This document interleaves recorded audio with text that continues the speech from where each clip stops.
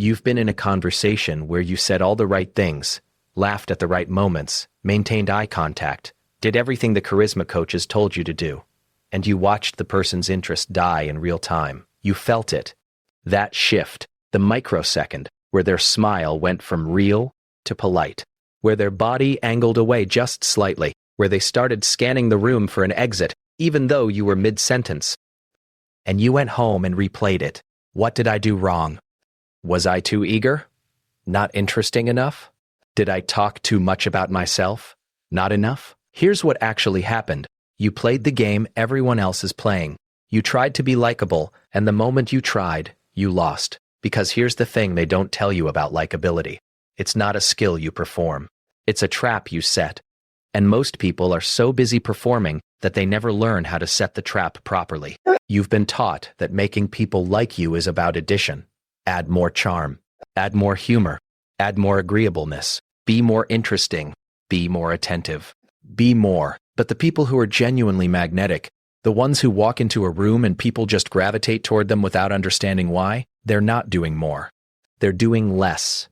And they're doing it in very specific ways that hijack the other person's nervous system without them ever realizing it's happening. What if I told you that the reason you're exhausting yourself trying to be liked is because you're triggering the wrong psychological mechanisms, that everything you think makes you likable is actually activating people's social defense systems? What if the 6 techniques I'm about to show you aren't about being more charming, they're about being more calculated, about understanding that human connection isn't built on warmth and authenticity. It's built on patterns, psychological vulnerabilities, unconscious responses that people can't control, even when they know they're being manipulated. Stay with me, because what you're about to learn isn't going to make you a better person. It's going to make you a more effective one, and the difference between someone people tolerate and someone people can't stop thinking about isn't kindness, it's precision. Let's talk about why you've been failing at this your entire life. You were taught a lie, and the lie goes like this: be yourself, and the right people will like you. It's a beautiful lie, it's a comforting lie, and it's complete bullshit, because being yourself assumes that people are evaluating you rationally, that they're taking in information about who you are and making a conscious decision about whether they enjoy your company. But that's not how the human brain works. People don't decide to like you. Their nervous system decides for them in the first 7 seconds of interaction, and then their conscious mind spends the rest of the conversation justifying that snap judgment. You've been operating in the wrong arena. You've been trying to win a logical argument when you're actually in a biological arms race. And the people who win this race aren't the most genuine or the most kind. They're the ones who understand which buttons to push and in what order. The self-help industry sold you authenticity. Be vulnerable. Be real.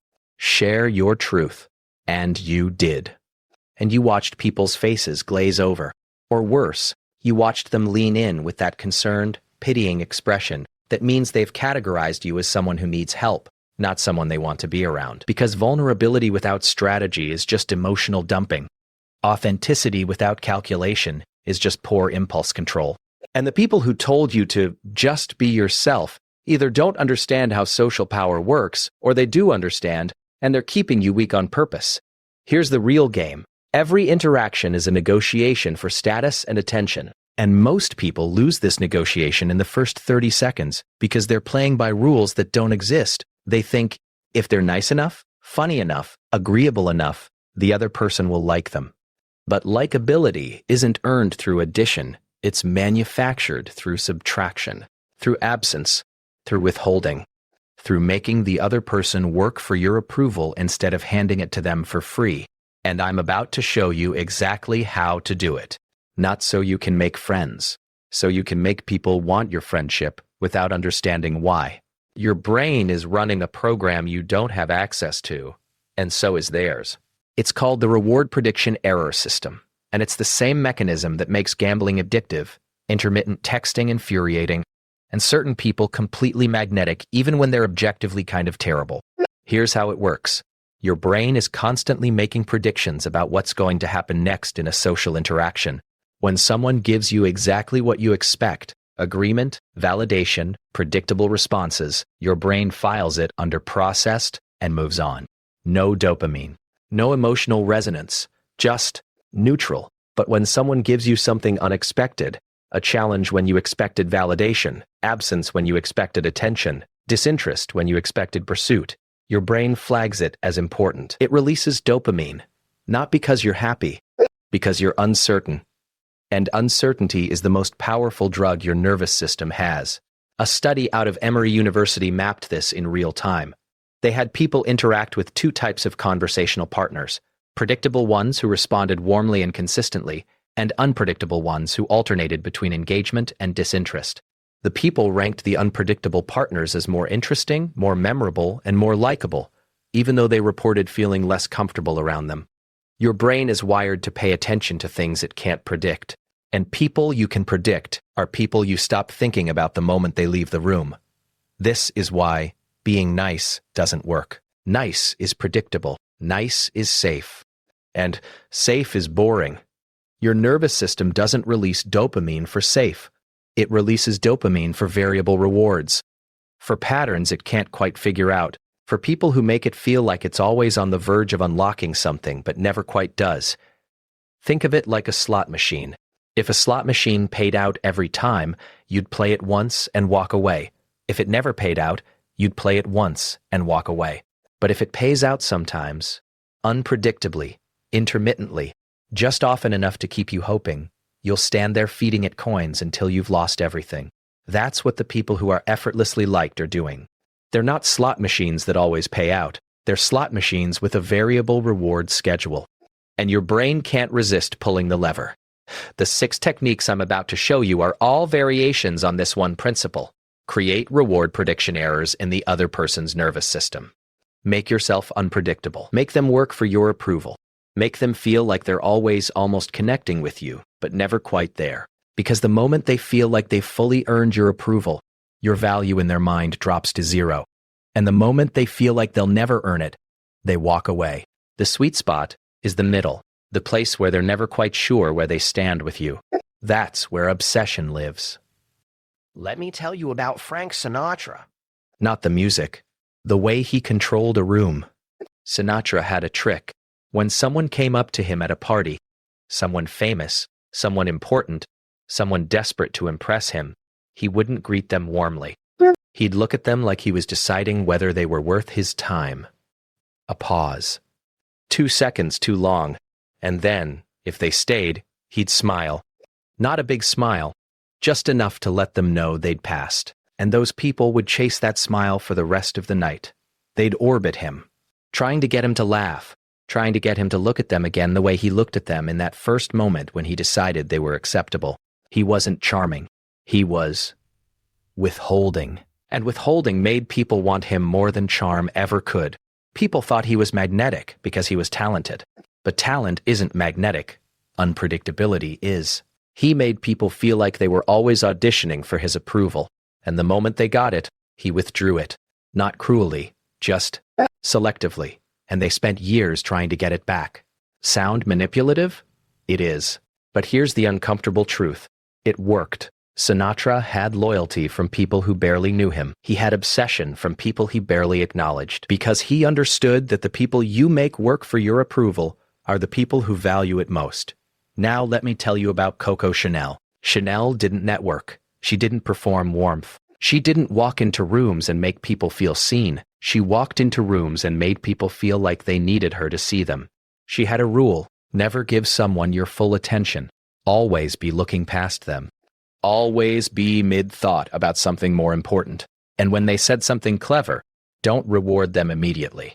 Pause, consider, and then, only if it genuinely impressed you, acknowledge it. People called her cold, difficult, impossible to please. And they couldn't stop talking about her, couldn't stop trying to crack her, couldn't stop replaying conversations where she almost smiled, almost softened, almost let them in. She wasn't likable in the way self-help books define likability. She was likable in the way addiction is likable. People kept coming back because they never got enough. They never felt fully satisfied. They never felt like they'd earned her full approval. And that hunger kept her at the center of every room she entered for 50 years. You do this accidentally sometimes, don't you? There are people you don't try hard with, people you don't perform for, people you're genuinely indifferent to. And those are the people who text you out of nowhere 6 months later asking if you want to catch up. It's not an accident. Your indifference created a reward prediction error in their nervous system. They expected you to want their approval. You didn't. And now they can't stop thinking about why. The trick isn't to fake indifference. The trick is to understand that the moments where you're most authentically disinterested are the moments where you're most magnetic. And then engineer those moments intentionally. Let me show you exactly how this works. Trick 1. The pause before you smile when someone approaches you.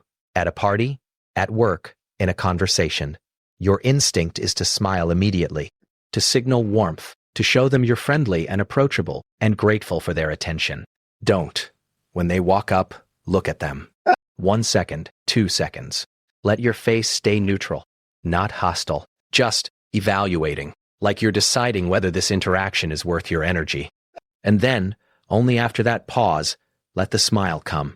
Small, controlled, like you've decided they passed some invisible test. Here's what's happening in their brain. In that pause, their nervous system flagged uncertainty. They expected an immediate warm response. They didn't get it. Dopamine spiked. And when you finally smiled, their brain coded that smile as a reward they earned, instead of a default response you give everyone. You just made them work for something most people give away for free. And now they're going to spend the rest of the interaction trying to earn that approval again. Most people smile too fast. They signal that their approval is cheap, that anyone can have it. And the moment your approval becomes abundant, it becomes worthless. The pause before you smile creates scarcity, and scarcity creates value. This works in text, too. When someone messages you, don't respond immediately with enthusiasm. Open the message. Wait, let them see you read it. And then respond with something measured, something that doesn't match the energy they gave you. They'll escalate. They'll try harder. They'll invest more energy trying to get from you what you're withholding. And by the time you finally give them the warmth they're chasing, they'll value you 10 times more than if you'd given it to them in the first message. Trick 2. Disagree. Once in the first 5 minutes. Most people think building rapport means agreement. Finding common ground. Nodding along. Making the other person feel validated. Wrong. Agreement is predictable. Validation is free. And anything free has no value. In the first 5 minutes of conversation, find something small to disagree with. Not aggressively. Not rudely. Just, honestly, they say they loved a movie. You say you thought it was overrated. They say they're excited about a trip. You say you went there once and found it underwhelming. Watch what happens. They don't get defensive. They get engaged. They start explaining themselves, justifying their opinion, trying to convince you. And in that process of trying to convince you, they become invested in your approval. This is the reward prediction error in action. They expected you to nod and agree. You didn't. Now their brain is working to resolve the discrepancy, and the harder they work to convince you, the more they start to value your opinion. Here's the mechanism. When someone agrees with you, your brain releases a small hit of oxytocin, the bonding hormone. But when someone disagrees with you and you have to defend your position, your brain releases dopamine, the motivation hormone. And dopamine creates obsession in a way oxytocin never does. You're not disagreeing to be contrarian. You're disagreeing to make them think about you after the conversation ends. Because they'll go home and replay the interaction. They'll think about what they should have said. They'll rehearse arguments. And in all that mental rehearsal, you become significant. People forget the conversations where everyone agreed. They remember the conversations where someone pushed back. Trick 3. Give compliments that expose, not flatter. Most compliments are worthless. You're so funny. You're really smart. I love your energy. Generic. Predictable. Forgettable. If you want someone to become obsessed with you, give them a compliment that proves you've been studying them. A compliment that reveals something about them they didn't think anyone noticed. Not, you're really good at your job, but, you do this thing where you pause before you answer difficult questions, like you're letting everyone else panic while you figure out the actual problem. It's kind of ruthless. I respect it. What you just did, you showed them you've been paying attention at a level most people don't. You named a specific behavior. You reframed something they might feel self-conscious about as a strength, and you did it in a way that feels slightly dangerous, like you see more than they wanted you to see. Their brain processes this as, this person understands me in a way most people don't, And understanding creates attachment faster than flattery ever could. The key is specificity. The more specific the observation, the more it feels like you've seen past their performance to who they actually are. And people are addicted to being seen, not praised. Seen. Most people give compliments to make the other person feel good. You're giving compliments to make the other person feel known. And known is more powerful than good. Trick 4. End conversations. First, this is the hardest one, because it requires you to walk away when the interaction is still good.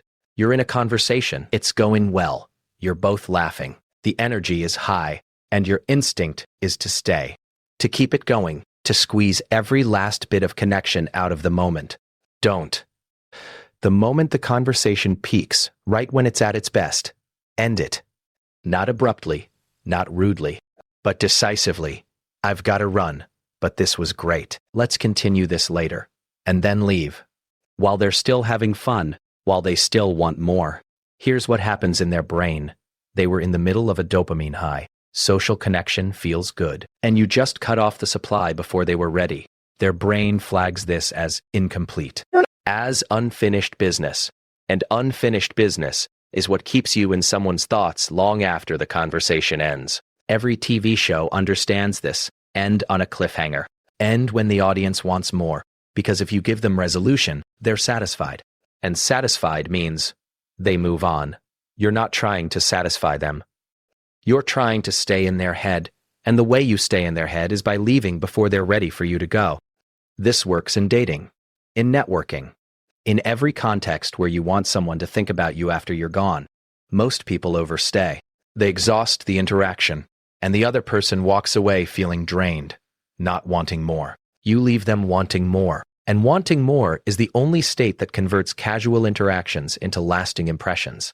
Trick 5. Mirror. Then break the pattern. Mirroring is basic psychology. Match their body language. Match their speaking pace. Match their energy level. It creates subconscious rapport. But everyone does this now. It's been written about in every charisma book, which means it's predictable. And predictable doesn't create obsession. Here's the advanced version. Mirror them for the first 2 minutes.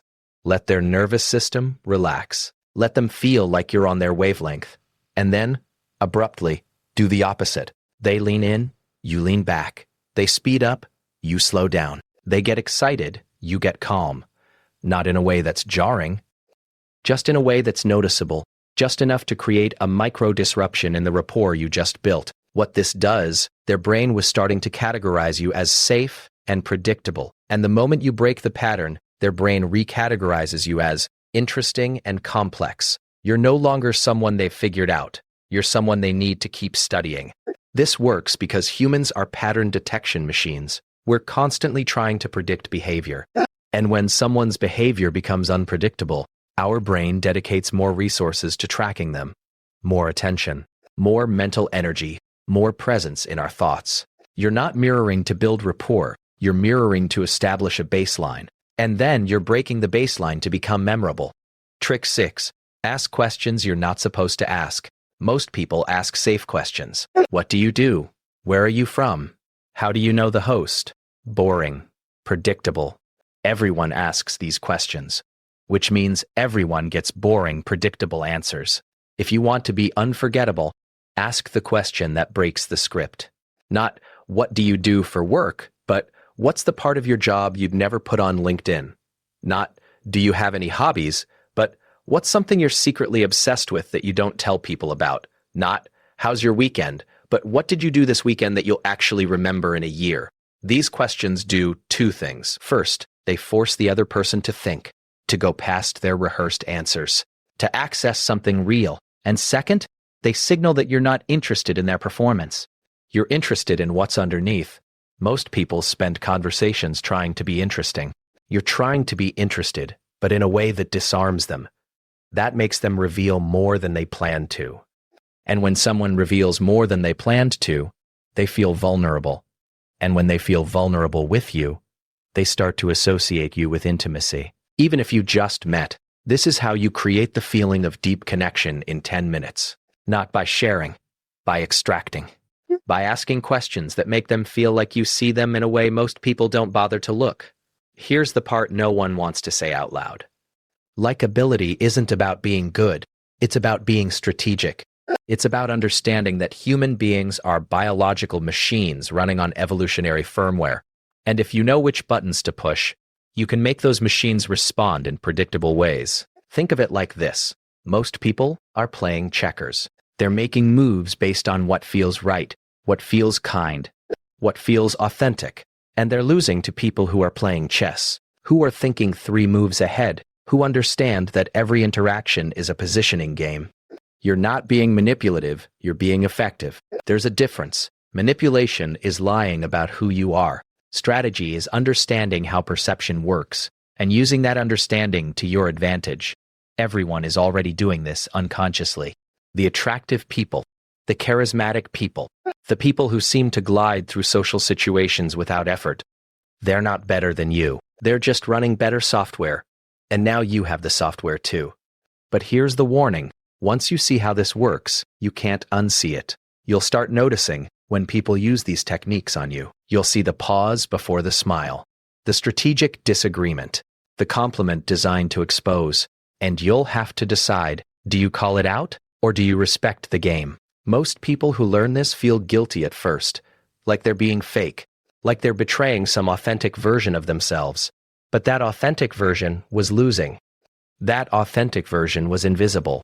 That authentic version spent years wondering why people didn't see their value.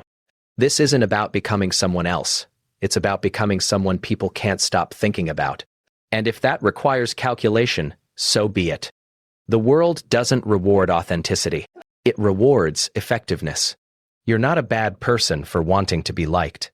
You're just finally understanding that wanting isn't enough. You need strategy. And strategy isn't evil. It's just pattern recognition applied with intent. So here's what you do. Tomorrow, when you walk into a room, don't smile first. Pause, evaluate, let them wonder, and when you finally give them your approval, make it feel earned. Disagree once, compliment something specific. Leave before they want you to, and ask one question that makes them uncomfortable in the best way. Watch what happens. Watch how they start trying harder. Watch how you become the person they can't quite figure out. Watch how that uncertainty turns into fascination. You're not being cruel, you're being precise. And precision is what separates people who are liked from people who are needed. If this felt like I just gave you a weapon you didn't know you were allowed to have, drop an I in the comments. Not for validation, for recognition, so you can see how many people are done playing by rules that never worked. The most dangerous person in the room isn't the loudest. It's the one everyone's trying to impress without knowing why. And now you know how to be that person. Don't waste it on people who wouldn't notice. Use it on the ones who matter.